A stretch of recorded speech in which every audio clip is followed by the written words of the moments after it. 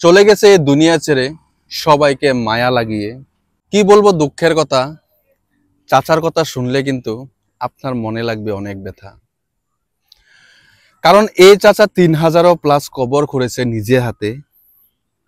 জানি না কোন মহাভাগ্যবান ব্যক্তি এই চাচার কবর করেছে। যদি আপনার বাসায় কেউ মারা গেছে, আপনার কিন্তু নাই মনে, তো চাচা কোনোদিন ভুলে নাই, চাচার আছে ঠিকই মনে। কারণ চাচার কাছে ছিল একটা ডায়েরি, সেই ডায়েরিতে সবারই নাম লিখে রাখতো। অথচ ওই ডায়েরিতে উনার নাম্বার সহ অ্যাড্রেস লিখে থাকতো। কবে গিয়েছে মারা সেটা কিন্তু বলতে পারতো। আজ কিন্তু চিরবিদায় নিয়ে চলে গেছে আমাদের এই চাচা। এই চাচা নাই আর দুনিয়াতে।